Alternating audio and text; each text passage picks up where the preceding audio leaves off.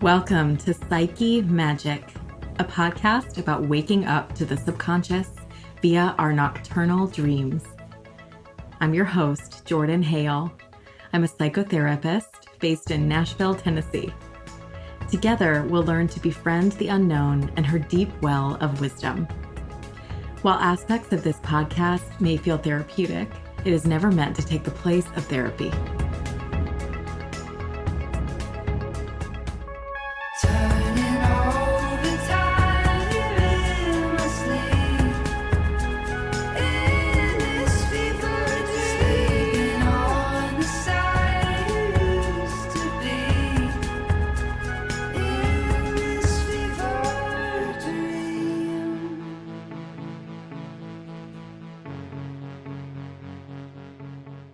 Welcome back to Psyche Magic.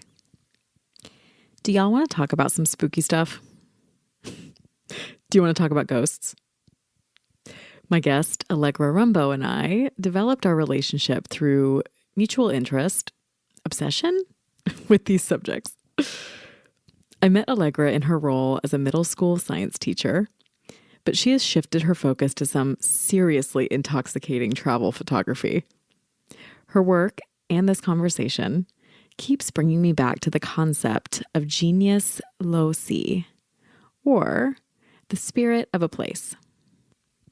Another term I learned of recently in the book Witch Hunt, A Traveler's Guide to the Power and Persecution of the Witch by Kristen J. Soleil, is psychogeography. This refers to our psychological experience of a geographical location, most readily accessed by allowing oneself to wander and explore a new place, free of any agenda. Some of my most memorable travel experiences involve this kind of magically meaningless wandering. My realization is that this surrender allows me to have an emotional encounter with the living soul of a place that might otherwise be unavailable to me. Forming this type of relationship, be it with a city or just a swath of natural land, feels so fortifying to me. Although, I must say, in my experience, some places have stronger personalities than others. New Orleans immediately springs to mind. With its flickering gas lamps, mossy, twisted trees, and regular sightings of for sale signs in front of Garden District mansions that read, "Haunted." Once this city gets her hooks in you, it's hard to stay away. So what of the energy that accumulates in a place? The energy of birth, death, and tragedy? I was lucky enough to visit what's known as one of the most haunted places in the South for a private tour recently, the Octagon Hall in Bowling Green, Kentucky. This was the Caldwell family's home in the mid-19th century, and later became a Civil War-era hospital and soldier hideout. One of the most well-known active spirits of the hall is that of Mary Caldwell, Andrew Caldwell's child daughter, who was killed in a horrific accident when her dress caught fire in the kitchen downstairs. We left small offerings for her, and as we were leaving, I caught a recording of a little girl's voice saying goodnight. Learning more about mediumship and the spirit world in recent years, I've had to learn to let go of a lot of automatic fear. We are conditioned to fear the spirit world in so many ways, from certain religious frameworks to media and horror movie tropes. I've realized the extent of the limiting beliefs I've had to dismantle in order to open myself up to experiences I know I'm supposed to be having. I believe that the natural world, as well as the spirit world, can interact with us directly in our dreams while we're in that relaxed, receptive state. Andy Fisher, who wrote Radical Eco-Psychology, which I could do a whole episode on and probably will, has this to say about fear-based patterns. Quote, "Our feelings do not change because we have made them unavailable for interaction, bound them off in a background that is not modified, because it is not contacted by present situations. Unquote. Letting go of fear always means expansion, creating space to travel, grow, and explore.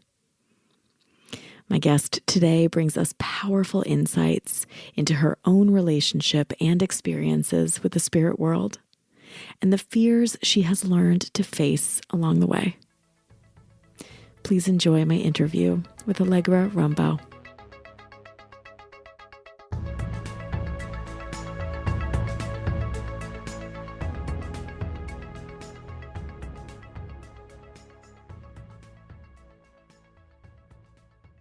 All right, Allegra Rumbough, welcome to Psyche Magic. I'm so happy you're here. So happy to be here. So Allegra is one of my dearest friends. We worked together for a couple years at a school. Allegra is can I call you a science nerd? Like, are you cool with that? Like, you're a huge science nerd, and I love that about you. Say that again. I said, definitely. Yes. Yes, queen. Allegra taught science at the school that I worked at, where I was a school counselor. And we were always just nerding out about just like fun sciencey things, about witchy things, about all the things. So Allegra is also a photographer. She is a world traveler. She's always inspiring me to get out there and meet new people and try new things. So she is going to be a great guest. Thanks for being here, girl. Of course. Thanks for inviting me. Yay. Okay. So I've been pulling a tarot card just to kind of get us started and letting that kind of guide our conversation. And it's been really fun. Are you cool with that? Love it. Let's do it. So the card that jumped out is the Four of Pentacles.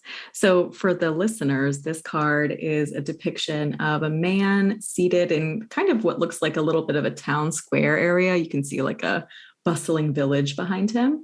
And he is holding one pentacle coin. He has one atop his crowned head, and then he has two below his feet. So this is a minor arcana card, and pentacle suit is usually about sort of material things, like the material world. So when you see this card, do you have any like associations? Does anything come up for you? Just curious. The star has some sort of like, I don't want to say it because it sounds really bad, but it almost looks like, is the star like a sign of like a demonic sort of?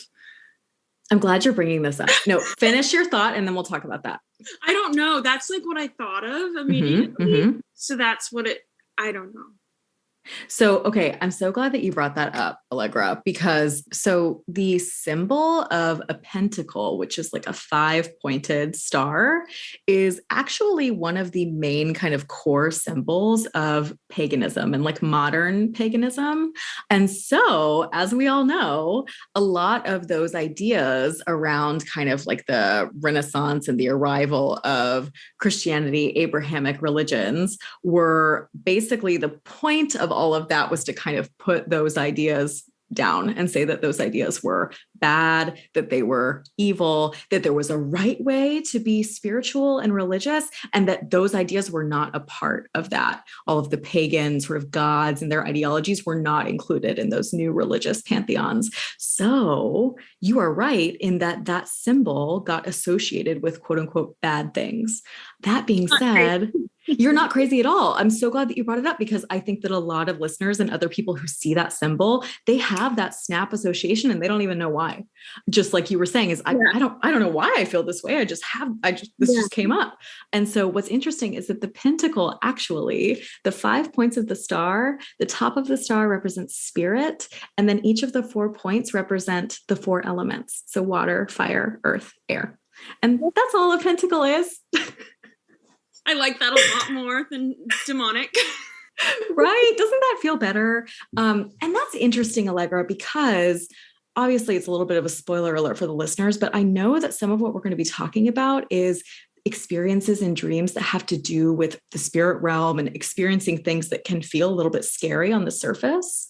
And so there's an interesting thought there about kind of breaking down some of that automatic negative assumption and looking at it a little bit more objectively, which I think could be interesting, you know? Yeah. Okay. So 4 of Pentacles, we'll keep that in mind. Thank you for your just kind of like honest observation. I totally dig that. All right, girl. So your living world has been travel, right? Like I've been following along. You've been traveling. So tell us a little bit about that, and then we'll get into a little bit of the dream world.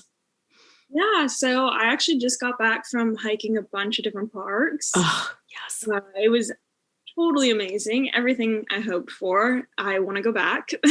Yes. Because I only got to do about a day or two in each park, which was not nearly enough, but it was like a nice little taste. And now I want more. So that was amazing. And I'm actually leaving for Europe in 2 days. So, amazing. Where are you going to go? I'm flying into Venice. And so I'll be in Venice for a few days and then going up to Salzburg, Austria, and then Munich, Germany, and then Lucerne, Switzerland. I'm like speechless. That sounds heavenly. It's going to be amazing. So yeah, I'm really excited about that. And that's been my world lately, which is amazing. I feel so lucky. Yes. It's incredible. And so a lot of the sort of purpose of this travel for you has been like capturing photographs. Is that right? Definitely. And also I think many people can relate, but I've just felt so stuck since COVID. And I'm someone who likes to get out of the country at least once a year, because I think traveling is honestly the best way to humble yourself and the best way to educate yourself. And so not being able to do that for so long, I was feeling so like I need to get out of here. And so this is my first trip out of the country since COVID. Obviously, I did the national parks, which is domestic travel, but, I wasn't satisfied completely with that. So obviously, country too. But yes, I'm really, really excited because I've been to Venice before, but I've never been to Germany or Austria or Switzerland. So yeah, completely new cultures, and it's going to be super fun. I'm nodding my head vigorously. I love what you said about travel feeling like a humbling experience. So humbling. It's a really beautiful way to put that. Mm-hmm. And then just what about like kind of your relationship to dreams historically? Like, have there been themes that were really meaningful to you? I know there have. I'm just asking that question in a proper way, but I know there have. What we really should talk about, because this is what we always talk about. Yes. Is the spooky stuff. Yes. And I've had a few dreams that have involved ghosts or loved ones that have passed on. I wouldn't say that they happen often, but I've had like 2 or 3. But there's been really spooky things that have happened in my apartment. And there have been dreams related to that, which I think are it's fascinating. Interesting, and it's kind of scary at the same time. I know. But so set this up for us. So tell us about the apartment itself, and then we'll talk about the dreams that have happened there. Yeah, I'll try and set the scene. So I moved into this apartment in Nashville in 2017, brand new building. I didn't really suspect anything was too weird at first. I mean, there were some weird things, like the first time I ever showered. I came out of my shower, and I'm living alone, so I'm like, I don't need to close the door to my shower. No, but why would you? The windows in my bedroom, and I remember coming out in my towel and seeing all these weird consecutive circles on my window. And that was the first thing that I was like, that's kind of odd. What did they look like? Like, describe like how you experienced them. They were all different sizes. I think there were 3 of them. And they had lines coming from the center of the circle going out. I don't know how many lines, but it was like almost kind of like, I don't want to say spider web because they didn't have any other concentric circles within the circles, but it was just a circle and lines coming out. And my thought was, maybe this is like the leftover part of a decal. On the window. This is a brand new building. I didn't think anything of it. But literally a month or 2 before I moved out this past June, I saw them again. Wow. And it's been years. So wow. And I've cleaned the windows. Exactly. Yeah. So at this point, it's the last 3-4 years, What did you make of that? Like, how did you feel in those moments? Well, the first time I kind of waved it off because I thought it was Decop. The second time, I already knew this place was haunted, so I was like, I'm not surprised. You were in a totally different place with it by then. Yeah, because when weird things first started happening. So the first time I really noticed there were weird things was actually my dog. She was That's right. 8 or 9 weeks old, and I came out into the living room, and there is a concrete pillar kind of built into the wall by my front door, and she's like a 9-week-old puppy, and so she's pretty derpy, but I find her sitting 2 inches away from this concrete pillar, staring into it, and she's not moving, she's not doing anything, and I think that's really odd behavior for a 9-week-old puppy. Any dog, really.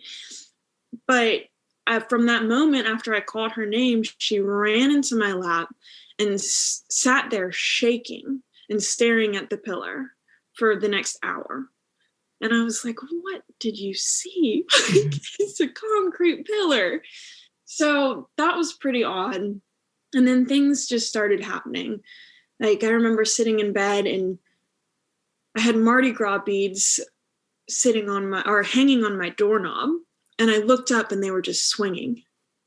And I was like, did I touch the door recently? No, it's been at least 5 minutes, maybe 10. I'm sitting in bed reading, So this caught my eye after a while. And I'm like, what?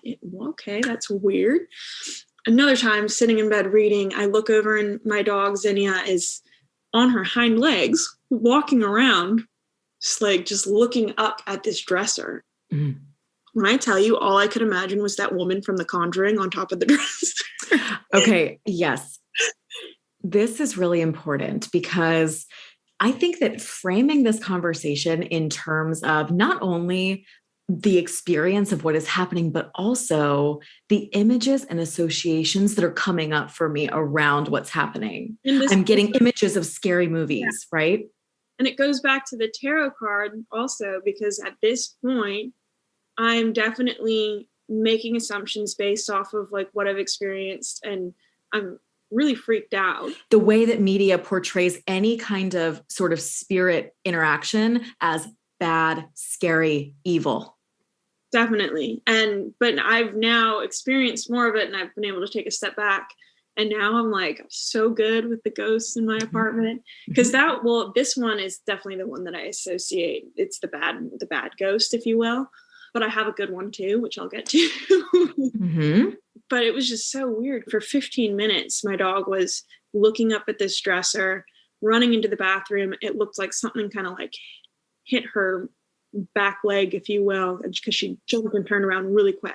Yeah, there's a lot of like reaction happening. She was reacting to things. And then she would come back in my room and go back into my living room, and then come back in my room and look at the dresser and smell the air, and then go back into my bathroom. Like, she just kept doing this L, if you will. And it was so, so odd. But getting to the good ghost story, I was dating a gal, and we were laying in bed, going to sleep. And she and I both heard this static radio. And for the life of me, I do not remember what it said, but it was like a transatlantic accent. And it sounded very much like they were at war. And it was just like this short, maybe 5-10 second sound of static and a voice. And so I roll over and I look at her and I'm like, are you playing something on your phone? She's like, no, I thought you were. She's like, is your laptop open? It's across the room, closed. And so we're like, that was so weird.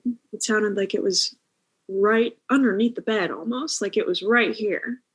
It didn't sound like it was coming from like the neighbors. It didn't sound like it was coming from a different room, like it was in the room with us. So that was very odd. Fast forward several years. Well, first of all, I start calling him Colonel Morgan because I'm like, it's a ghost. It's a veteran. I know it. So I start calling him Colonel Morgan for some reason. So this was before you learned about what that building used to be? Yeah. Or no? Well, so fast forward a few years, and my friend tells me, she's like, I did some research, and you'll never guess what used to be where your apartment complex is. And I'm like, what? And she's like, it was the Vanderbilt Veterans Hospital. And I was like, what? That's crazy. Mind blown. Yeah. So it was also super validating because I was like, I know that Colonel Morgan, I was like, I know he's a veteran, and I know that he's a good ghost and he's protecting me. Okay, well, first of all, it's just incredible to get that kind of validation and to have like that rare ability to empirically understand that there is like an actual connection here to what's going on. That's just really kind of special and incredible. But tell me more about like how you knew that Mo was good. Like, how did you feel that? Okay, so here's the thing: is there is definitely another ghost in my apartment. That one is messing with Zin, messing with girls who have stayed in my apartment. I'll get to that part. So you're saying that in that behavior, there was more of kind of like a little bit of a trickster, like energy. Just bad energy, honestly. Not good energy, but no, it was like he let me know he was there. And when I picture him, it's like a positive, like light energy. Like he's there. I mean, his role is literally to protect and serve. Good point. And so I didn't feel like threatened by him in my own space, you know? Whereas this other ghost that I know that I have, I mean, I did feel threatened. Zin felt threatened. Other people have felt threatened. So, yeah. And the energy that can be left behind in a place, the residual energy is not always kind and loving because, right, science, energy can't be created or destroyed. So sometimes there's kind of a like residue, like an imprint of some energy that's not kind. Definitely. So tell us about that. My friend also goes, yeah, it was the Veterans Hospital. You don't want to know what it was after that. I'm like, oh God. So it was also, I mean, this is according to her research. I actually never did the research myself, but it was also a psych ward, the Vanderbilt psych ward. And it was apparently moved because it was too close to the campus, which makes sense to me. And in psych wards and things like that, people are so sick that they can often open portals and things. And I mean, they're just so hurt. I mean, their spirits are angry and they get left behind, you know, things like that happen. There's just a lot of energy of pain and suffering. That was not good news, but it made sense. And so it goes back to these dreams. We'll get into the dream. So the same girl that I was dating who heard Colonel Morgan. Oh, right. She also had this awful dream. And she didn't tell me about it for weeks, actually, because she didn't want to freak me out. Because this is when I was first starting to experience like, oh, my apartment is actually haunted, you know. From my doorway in my bedroom, you can see both my couch to the left and my bed to the right. My living room connects to my bedroom. And so she has a dream. She's standing in that doorway and she's looking at us on the couch, and we'd fallen asleep watching a movie or something. And so then she wakes up and she sees an old woman standing in the doorway, and she's watching us sleep. We weren't on the couch, we were on the bed. But so just to pause you for a second. So she wakes up as in she's no longer dreaming at this point, or she wakes up in the dream? She wakes up and is no longer dreaming. Got it. And sees a figure in the doorway of an old woman who's looking at us sleeping. Sleep paralysis, I don't know, but it's too coincidental because of the next part of the story that I'll exactly. This continues. So yeah. So over a year and a half later, another woman I'm seeing, I actually wake up to her shaking, and I'm like, oh my gosh, are you okay? And she won't talk about it. And so the next day I asked her, I'm like, what's going on? What did you dream about? What freaked you out so much? And she tells me, and mind you, I have not told her anything about the previous dream that had been had. So, but she tells me that she had a dream that there was an old woman standing in the doorway, and she came over and started strangling her in the bed. But then it flashes to her being in a grocery store and she's just trying to do her shopping. But every time she looks over her shoulder, this woman's getting closer and closer and closer until she flashes back to being in my room. And the woman says, "Remember me," and starts strangling her again. And then she woke up. So the fact that this same old woman is standing in my doorway and harassing two separate girls that have stayed at my apartment, I'm like, oh my gosh, this is terrifying. And there's definitely some, like, a very pained spirit here. Yeah. Who, I don't know. I mean, she hasn't really bothered me, but she's bothered people and my dog that have been in my apartment. So just very, very interesting. And that's why it made sense that, oh, this was a psych ward before too. Got it. I know the statement, like, hurt people is coming up in my mind. Yeah, they do. And I don't think they mean to, because, it makes you think about the story. Like, what did this spirit experience that makes her want to act this way or treat people that she doesn't even know it this way, Yeah. Like, what is that? I don't know. Wait, say that again. I said, do you think that she thinks she's doing the right thing? Like, see, that's an interesting perspective. I'd be curious, like, is there more you want to say about that? Well, I almost wonder if because Mo took on this protective role. I know. I almost wonder if she somehow thought she was taking on a protective role too. That's really interesting, Allegra. I have chills, actually. Yeah, I do too. Which usually I feel like means that it's right. There's just an element there of feeling into something that feels important. Yeah, and I do truly think that, I mean, whoever this spirit is, I don't think that they were necessarily trying to hurt someone. Quote unquote evil. Yeah, but I think that they maybe had the perception that they were helping, even though it was not the case. On that note, we're going to take a quick break and we'll be right back.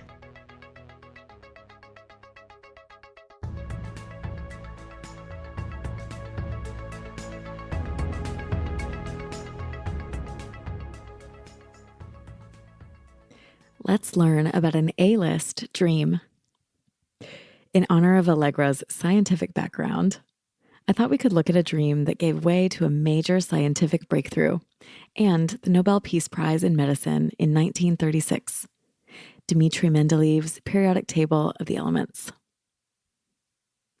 In 1867, when Mendeleev began writing Principles of Chemistry, he set out to organize and explain the elements. At the time, elements were normally grouped in two ways, either by their atomic weight or their common properties, such as whether they were metals or gases. Mendeleev's breakthrough was to see that the two could be combined in a single framework. Mendeleev was said to have been inspired by the card game known as Solitaire in North America and Patience elsewhere, which I love, by the way. In the game, cards are arranged both by suit, horizontally, and by number, vertically. To put some order into his study of chemical elements, Mendeleev made up a set of cards, one for each of the 63 elements known at the time. Mendeleev wrote the atomic weight and the properties of each element on a card. He took the cards everywhere he went. He carried on for 3 days and nights, forgetting the train and continually arranging and rearranging the cards in various sequences until he noticed some gaps in the order of atomic mass. As one story has it, Mendeleev, exhausted from his 3-day effort, fell asleep. He later recalled, quote, "I saw in a dream a table where all the elements fell into place as required. Awakening, I immediately wrote it down on a piece of paper." Unquote. He named his discovery the periodic table of the elements. Only later in one place did a correction seem necessary.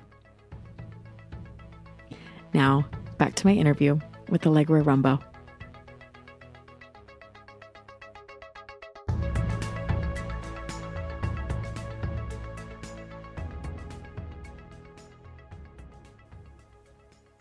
I am so glad that you are open to talking about this. And I think it's so interesting, Allegra, because the first time that you and I had some of these conversations as these things were unfolding, I remember that we both had much more of an like afraid kind of gut reaction of just, oh, scary, like bad, right? Like I remember us both having that experience.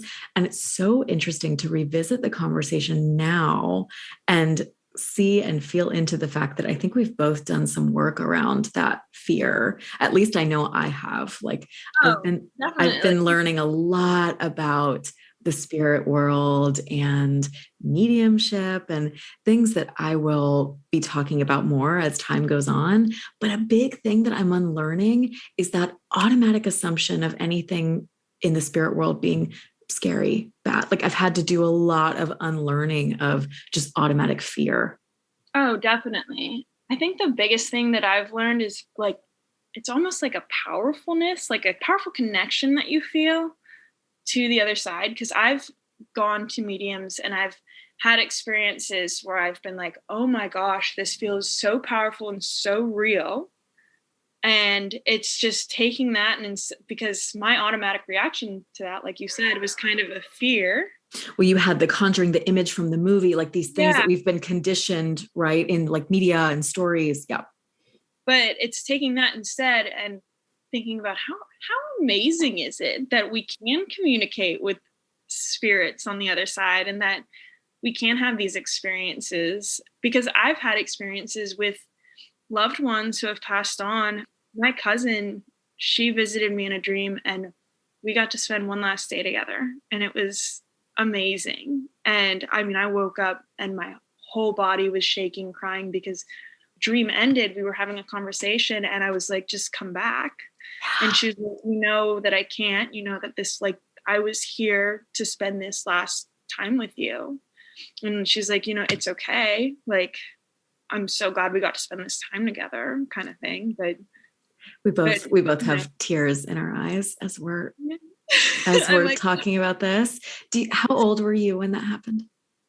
so she's probably the person I was like, I haven't had a tremendous amount of loss in my life, Mm-hmm. but you know, I've lost three grandparents now. Mm-hmm. And she was my cousin. She's technically my dad's cousin. And so I actually spent several weeks with her in Roatan, Honduras, where she lived. Okay. And I spent several weeks with her when I was 16. She passed when I was, I think, 19. Okay. So, I mean, obviously known her all my life. She was in her 40s, I believe, Mm-hmm. when she passed. But she's definitely the person that I was closest to that has passed. So It was really, really hard for me. I mean, my grandparents, of course, it was hard, but it was, you know, I knew it was coming, and they were in their 90s, you know, and my cousin, I'm like, she was 40 and it was unexpected. And I had spent so much time, like, you know, just kind of like playing with her. Absolutely. Like, and so like, she was, you know, my cousin, we were kids, even though she's 40, but you know, we had this like childlike relationship. Okay. And it was so fun. And so just that shock and whatnot. I know. There's a element there because I've heard stories like this. I've heard stories like this from clients who lost someone suddenly. And that person, it's like the same story. Like they'll visit in a dream and they will spend a day together. Yeah. And so I wonder if it's okay. Would you mind telling us a little bit about like what that looked like? Like, what was it like to spend a day? Like, what did that feel like? I mean, the dream felt way longer than I feel like a normal dream, which was even the fact that you call it a day, like we spent a day together. And honestly, I didn't write it down. I should have. And I don't remember everything that we did, but for some reason I'm getting an image of us like hiking a waterfall. Like we were definitely at some point down in Roatan, like where I visited her and spent time with her. And we were, you know, just being outside. And while I was down there, I actually was doing an internship at Roatan Institute of Marine Science, and I was working with a bunch of dolphins and stuff. So that's amazing. yeah, it was amazing. And so that's why I was staying with her, is because it was a short walk to the Marine Institute. And then I got to spend all this time with her, you know? So we definitely did something like kind of outside. It was like jungly. I don't even remember, honestly, everything we did. I remember kind of that, but I remember our conversation at the end where she was telling me that it was okay, and that I knew that she couldn't come back, and that this was our last time together. And wow. But to get to have conscious awareness and understanding of that from like a closure perspective of like, this is the last day that we get to spend together. Like, we know that. Yeah, it was interesting because I feel like there also was, this is just me listening to your past podcasts, nice. But there was some lucidity there because I knew that this was a dream. Really? And I had a conversation with her and I was like, I know that this is like just a dream and this is just us spending our last time together. But like, I'm like, I still wish you could come back. Of course, you know? Of course. And you got to express that to her in that moment. Like, you got to just have that feeling. Yeah. And obviously it was like, it felt so real because, and that's how I think that, like, I know that it was real, is because I woke up physically crying, you know, like, I don't know. It's crazy. I haven't had a visit from her since, but that's also like, it was our last day and like, we'll see each other again. It was made clear and it was explicit and it was, I mean, it sounds like it was beautiful. It sounds like it was a really, really beautiful experience. It was a really great day. Wow. Yeah. When I hear stories like this, I'm just blown away. And I go back to something that you said earlier, which is how like beautiful and miraculous that these types of interactions can happen, like between worlds, and that love goes on. Oh, absolutely. And going off of that, I have another, this was my first ghost dream ever. I remember when I was super young. Actually, they were my parents' really good friends, but we were all like good family friends because I'm a twin, and which is your twin podcast was amazing. Good. I know. We should like follow up about that for sure. I know. But I'm a twin and they have kids that are my age, a boy and a girl, twins. And so when we were, I believe it was 2005. So we were like 10, 11. Their father was very, very sick. He actually had what's called Lewy body. Oh, yes. My grandmother had the same thing. It's a form of dementia, and your body just really deteriorates. And it's so sad to watch. But we were 10 years old, and I remember him like picking me up in his VW bug. But like slowly, I just saw less and less of him. Eventually, he passed, and it was really sad, but I didn't know him that well because I was 10. Right. And, you know, he was my friend's dad and he was really sick most of the time that I knew him. So I didn't see much of him. But shortly after he passed, I started having these dreams 3 nights in a row. I was 10, so they were very scary to me. It was me sitting in a classroom and I'm trying to look at the blackboard and I'm trying to focus, but it's kind of like, again, like a kind of a scary movie sort of thing, but he pops up next to my teacher and then he disappears and he's in the desk next to me. And then he disappears and he's standing over my desk. Like, it was like he kept popping up and I'm trying to focus on school and I can't focus because he keeps popping up and then disappearing, getting really freaked out. And so this happens for 3 nights in a row. And I finally, I tell my mom about it. I'm like, this is so scary. His wife was at my house. Okay. And so I tell her and I'm like, hey, your husband has been in my dreams for 3 nights. And I mean, I'm 10, so it's probably not as eloquent as that. Exactly. Like, hey, but I told her and I was like, he's trying to tell me something, but I cannot hear him. So is that what you were experiencing in the dream? Yeah, he was trying to tell me something, but I was trying to focus. 1, 2, I was scared. 3, he was trying to say something, but I couldn't hear him. Wow. And so I finally told her and I was like, he's trying to say something. I'm pretty sure he wants me to tell you guys that he loves you. And I didn't have any more dreams after that. Wow. So yeah, it was kind of terrifying as a 10-year-old.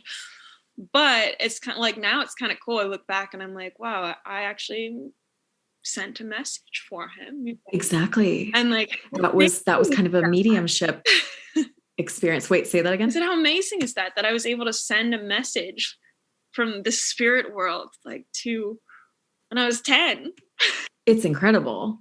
I understand that at the time you didn't have the kind of constructs or like the knowledge that you needed to like make sense of that experience. So I understand why it was really confusing. Mm-hmm. And at the same time, you still found a way to be able to kind of step up to the plate and like make this moment happen, even as a 10-year-old. Well, it's also interesting because I feel like when you're younger, you are more open to receive things like that. And I kind of wish, I think that I am open to it, but some part of me also, like, I'm older now, so it's like you have been closed off to this, and I'm like, I just want to, like, I want to experience these things more. Yeah. Even just the fact that you're saying that out loud now makes it open, makes it known. It's so interesting that that dream happened in the context of school and in the context of like trying to pay attention to like this realm, and that there was this very clear indication that it's like, no, I need you to pay attention to this other thing now. And that is like the hardest thing, I think, about opening up these sensibilities and sensitivities, is that we have to be able to detach from the kind of like material present, the like sort of logical and like action oriented way of moving through the world, and instead just get really receptive. Yeah. Like it's all about just like receptivity. And so it's interesting that in that dream you were being pulled in that direction. Yeah. Like, no, leave the things that you know, leave everything that you know, and open yourself up to this completely unknown thing. Yeah. And I'm also kind of remembering, and I could be wrong, maybe I'm remembering wrong. Who knows? I was 10. Memory is weird. When I said that I couldn't hear him, I almost wonder if it was because I wasn't being receptive. And like, I kind of am remembering him speaking, but it almost sounded like he was like speaking underwater. And so I wonder if I just turned and looked at him in my dream and was receptive and was like, what are you trying to say? If it would have come through clear, or I don't know. Like I have chills again. Oh, me too. I feel it. Yeah. Super cool, Allegra. I think you're really tapping into something. Definitely. So it makes sense that you're open and vulnerable to all of these things. And that's actually why I started sleeping with a tourmaline crystal by my bed and selenite, because I was a little too open to it. And I was getting terrible migraines and like not sleeping well. Yeah. And whatever was in my apartment actually was kind of messing with me on that energy level. Mm-hmm. We have to have boundaries, even with the spirit world. You do. And that's the thing, is you have to tell them, like, I am open to receiving you, but I am going to keep this boundary, you know? And like, but I didn't have that. And I'm getting better at it. Working on it both with spirits and with people. Just across all planes. Yeah. Boundaries are good. And realms. I'm working on boundaries. Good for you, girl. Me too. Actually, it's really interesting because I think I told you when I was in Sedona last week, I went and I saw a psychic. I got my aura read, but I also saw a psychic. And that's one of the That's right. things she said. And she was like, you are so kind. And she's like, you're kind to not just your friends, but to like anyone that you meet on your street. And she's like, but you need to work on boundaries. She's like, it's a problem for you. And I was like, how'd you know? You're like, okay, yeah, that like, that checks out. Telling me, so I should work on it. It's just more validation of what you already know. Oh, it was such a validating reading. It was insane. But I love when it can feel that way. Yeah. It's like this person isn't necessarily like in a position of power over me. They're just reflecting what I already can feel. Yeah. And it's kind of like, okay, this is the energy that I'm putting out, and she's doing that. And like my spirit guides are telling her exactly what's happening too. And it's coming back to me and I'm hearing everything that I'm already doing. Like, you're on the right track. Perfect. It was so validating. Oh, this was so fun, Allegra. Thank you for just being so open about these experiences that I know can be tricky to talk about. It was so moving for me. So thank you. Thank you. Thanks for being so easy to talk to. Oh, that's sweet. I'm glad you feel that way. You're awesome. I hope I get to see you very soon. Thank you so much for coming on the show. I know that the listeners are going to love it. I hope so. Tell us real quick. So if anybody wants to kind of follow along with your work and find you, where can they do that? Yeah, you can definitely follow my Instagram. That's where I post a lot of my travel pictures. That's at Allegra Hutton. So ALLEGRAHUTTON. And if you find me there, there's also a link to my photography website. So you'll be able to see that, which is, I mean, I love it. So hopefully you guys love it too. Because it's amazing. Yeah, everybody go check it out. Travel photography, which is, I mean, I love capturing things that not a lot of people get to see, because I do recognize that I'm so blessed that I get to travel so much, and getting to capture all of those moments is just amazing to me, and I hope that other people find it intriguing as well. But yeah, so that's where you can find me, and it's allegrahutton.com actually, and yeah, that's it. Beautiful, beautiful. Thank you so much, Allegra. I really appreciate you. That was awesome. Thanks.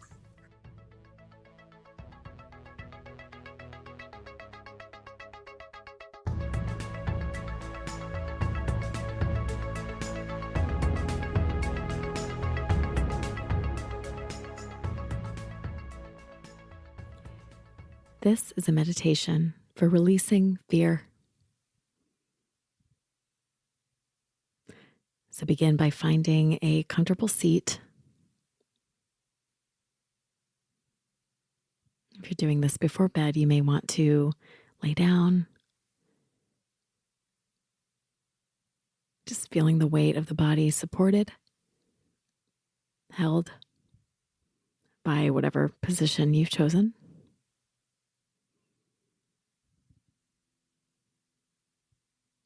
Beginning with just a few slow, deep breaths.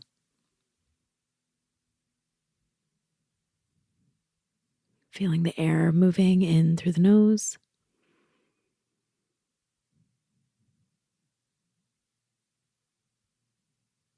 Noticing just the gentle lifting, the rise and fall.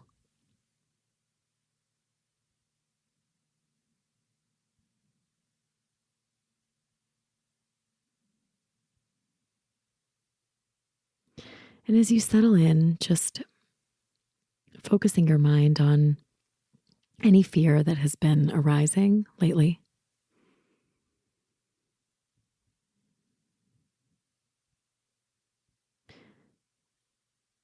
Noticing that so many of our fears have assumptions about always and never. Noticing that we fear permanence and stuckness, when in fact our experience is changing moment to moment, even in subtle ways, if we can slow down enough to notice.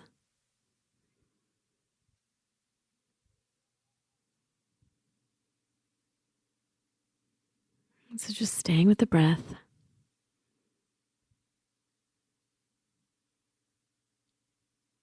tuning in to the fear that's been around lately.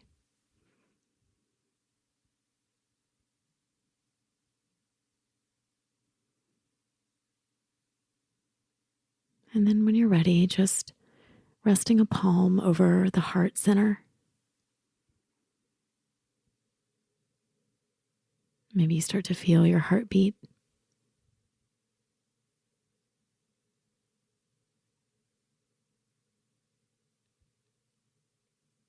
Noticing just that soothing rhythm.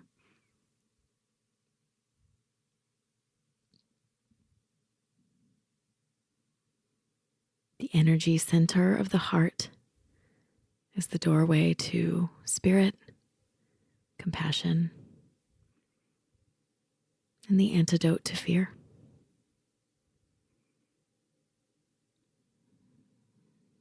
So just inwardly connecting to this center.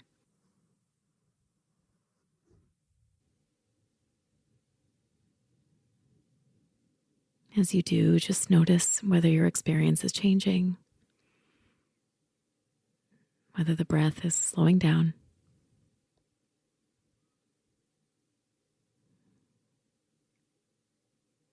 Noticing any sensations in this heart area. So there may be warmth or tingling. There may be weight.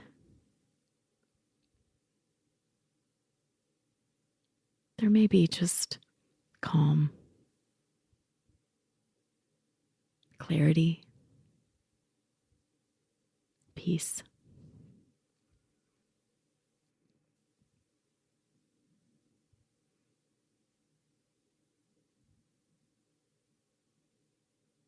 And from this sort of secure heart place, knowing that spirit begins within,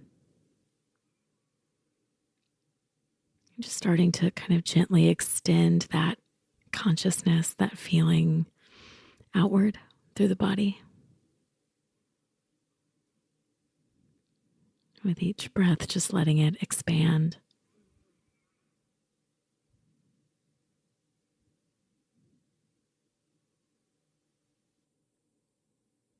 Letting that personal power start to branch out.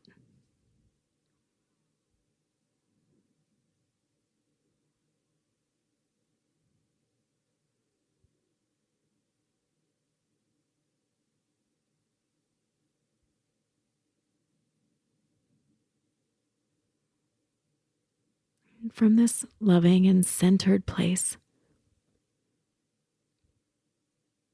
just bringing an intention of one fear that you would like to begin to release.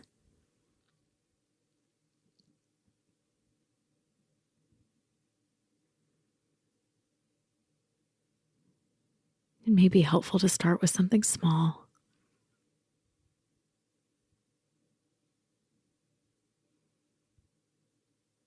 Sometimes we're afraid to say no, maybe to a friend.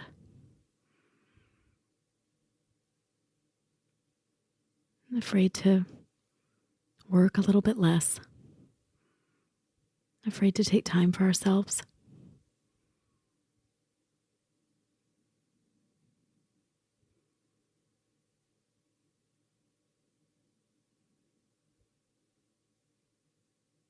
Or you may be ready to focus on a more deeply held fear.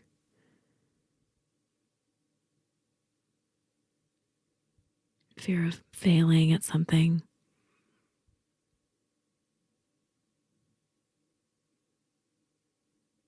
Fear of being alone.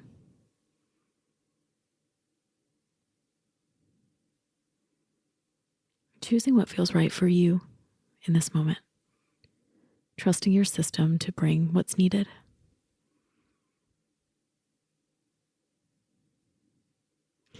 Knowing that it takes courage to honestly look at fear, to surrender it.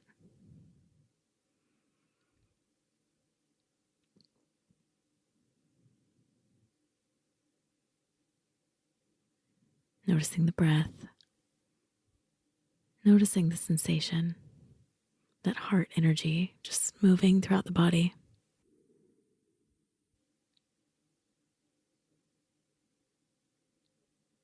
And then reframing a question, so asking, how can this fear help me develop courage or help me become more free?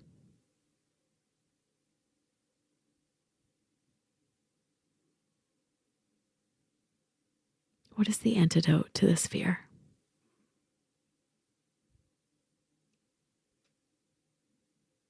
Will I be cultivating safety?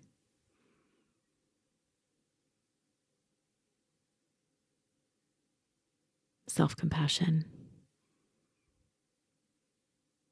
kindness,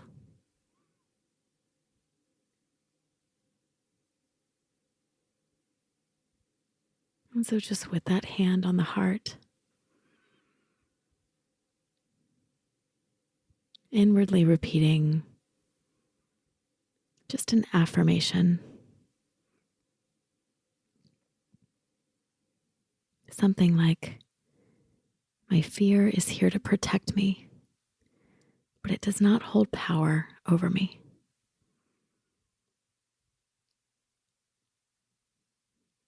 Just choosing the words that feel right to you.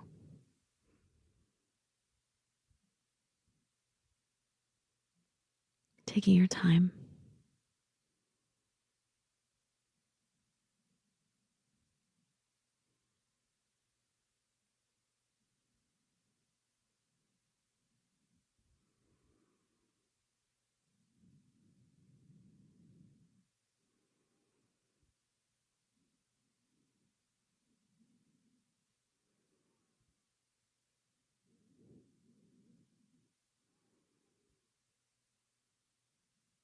Just breathing in love and trust that this process has already begun.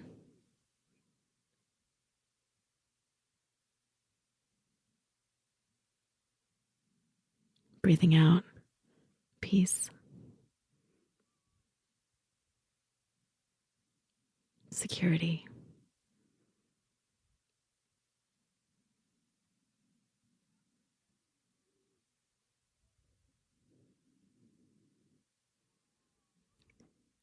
to continue this work, you can keep an eye on your dreams, write them down.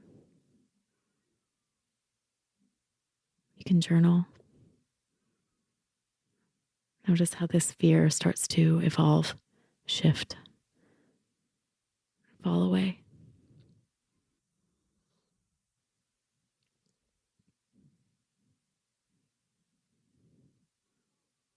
And as always, we'll close by just taking a nice deep breath.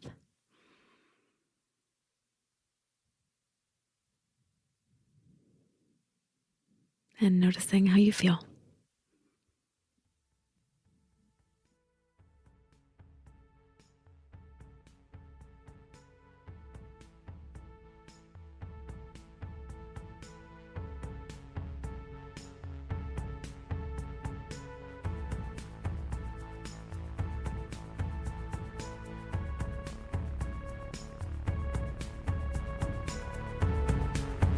That's a wrap for this episode. Thank you again to my guest, Allegra Rumbough. You're a ray of sunshine, and your stories are truly awe-inspiring. Thank you for sharing them with us. Do you have questions or a dream you want to share? Please drop me an email at psychemagicpodcast@gmail.com, or you can leave me a voicemail via the link in show notes. I'd love to hear from you. You can also follow us on Instagram at psyche_magic. Check out my Psyche Magic playlist on Spotify. The link is in show notes. Psyche Magic was produced and recorded by me, Jordan Hale. Editing for this episode is by Misuzu Inaga. Our theme music is by Young Summer. Artwork is by Annika Murphy. Special thanks go to Daniel Higby. You can check out information about this and other episodes on our website, www.psychemagicpodcast.com. Psyche Magic is available via Anchor across all podcasting platforms. If you enjoyed the show, please consider subscribing and feel free to leave us a review if you're so inclined. Thank you so much for listening. I'll leave you with a question. If you must sleep through a third of your life, are you willing to sleep through your dreams too? Get your dream journals out, y'all. Until next time.